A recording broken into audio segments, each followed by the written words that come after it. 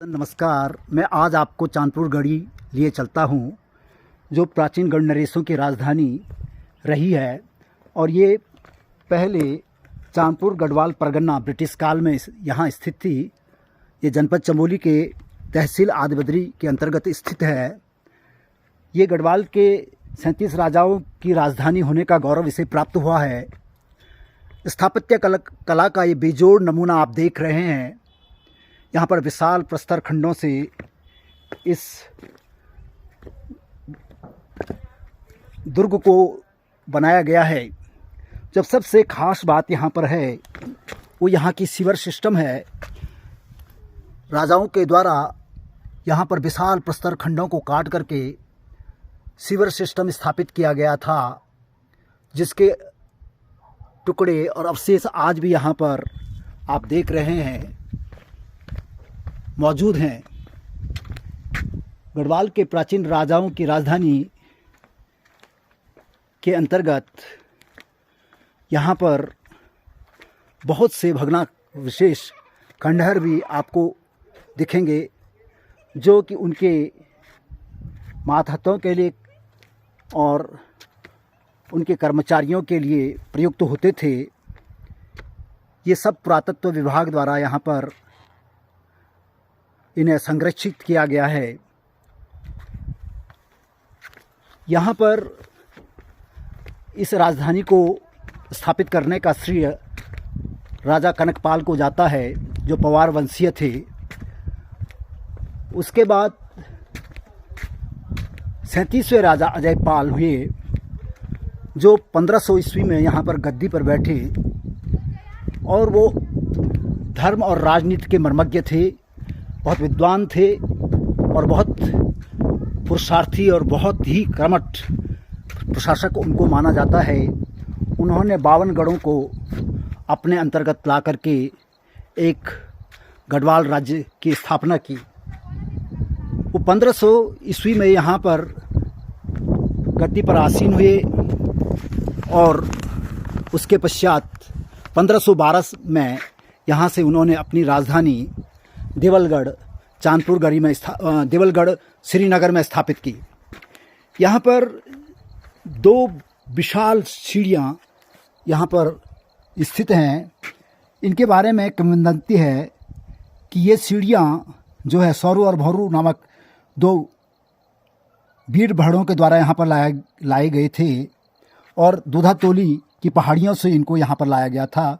ऐसी कहानी है कि सौरू और भौरू राजा के बहुत ही प्रिय थे, बहुत विश्वास पात्र थे और उनके जो दरबारी थे वो उनसे जलते थे, उनसे चिढ़ते थे।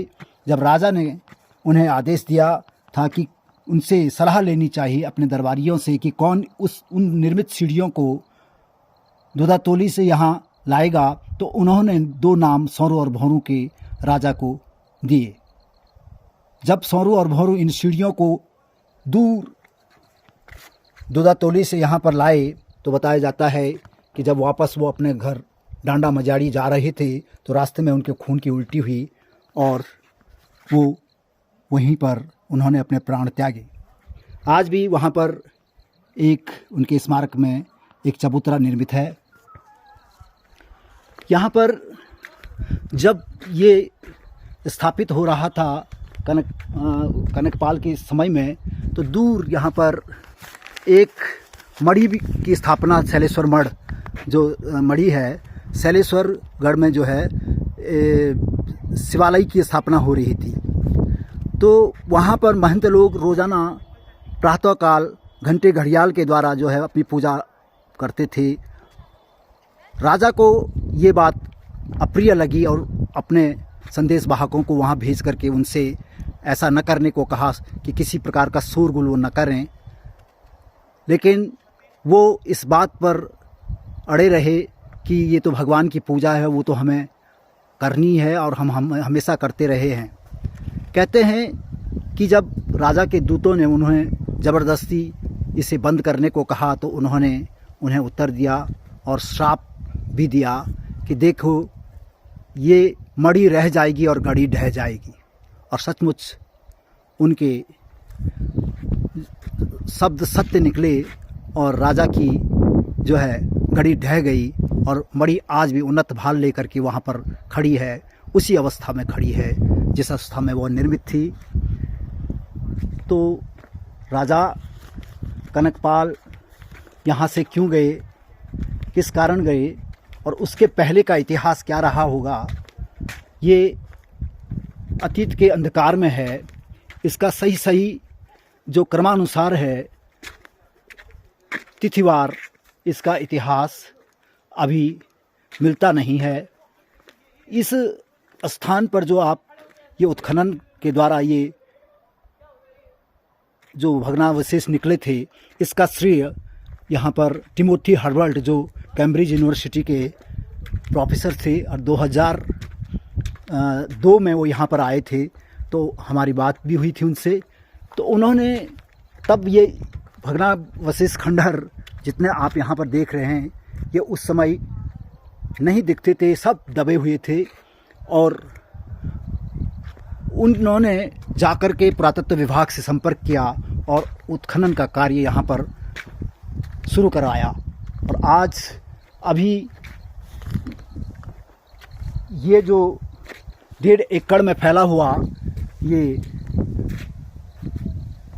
दुर्ग है, इसका अभी मुश्किल से आधा हिस्सा ही जो है खोदा गया है, जिसमें ये भग्नावशेष खंडहर निकले हैं। अभी इससे दुगने तिगुने खंडहर और मकान अभी और भी यहाँ पर स्थित हैं।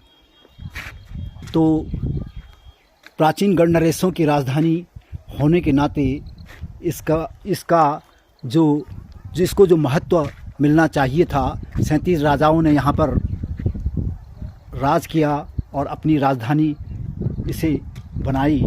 उसके लिए जो है सरकार को इसके बारे में कुछ सोचना चाहिए। जिस प्रकार से यहाँ पर आप देख रहे हैं, ये पूरा प्रस्तर जो स्लेटें हैं वो खड़ रही हैं और भी कई स्थानों पर जो है रास्ते का निर्माण है। यहाँ पर पेयजल की व्यवस्था नहीं है, इसके बारे में। और एक यहाँ पर शेल्टर था छाया के लिए बना हुआ, जो बाहर से लोग आएँ और उसके नीचे बारिश में या धूप में बैठने का था, यहाँ पर बनाया गया। वो भी उखड़ गया है, वो भी यहाँ पर नदारत दिख रहा है, वो भी निर्मित सरकार को दोबारा यहाँ पर करना चाहिए। तो इस प्रकार से ये जो चांदपुर गढ़ी है, इसे जो गौरव मिलना चाहिए, उसे गौरव प्रदान किया जाना चाहिए। और सॉन्ग जो लाइट एंड साउंड व्यवस्था के अंतर्गत इस दुर्ग को जो है प्रचारित और प्रसारित करना चाहिए। इस दुर्ग को जो है पर्यटकों के आकर्षण का केंद्र बनाया जाना चाहिए, जो अभी सरकार जिसके बारे में नहीं सोच पाई है। दूसरा, यहाँ पर उत्खनन का कार्य फिर प्रारंभ होना चाहिए। अभी ये जितना भी बंजर आपको दिख रहा है, इसके नीचे सारे भवन दबे पड़े हुए हैं। इनका उत्खनन हो करके उनको अपने पूर्व स्थिति में न सही, लेकिन उनका संरक्षण होना चाहिए। तो आप देख रहे हैं, ये 37 राजाओं की राजधानी होने वाला का गौरव जिसे प्राप्त हुआ था, इसको गौरव प्राप्त है।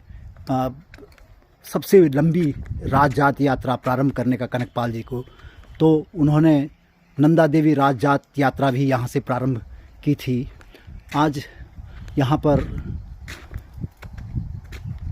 पर्यटक आते हैं, कभी कभार आते हैं, क्योंकि इस स्थान को प्रचारित और प्रसारित नहीं किया गया है। अगर सरकार इसे प्रचारित और प्रसारित करने का प्रयास करे, इसके पर्यटन विकास के लिए योजनाबद्ध ढंग से कार्य करे, तो ये स्थली बहुत ही सुंदर स्थली पर्यटकों के लिए बन सकती है, इतिहास के जानकारों के लिए और उन लोगों के लिए जो अपने प्राचीन गौरव को जानना चाहते हैं, उनके लिए। धन्यवाद।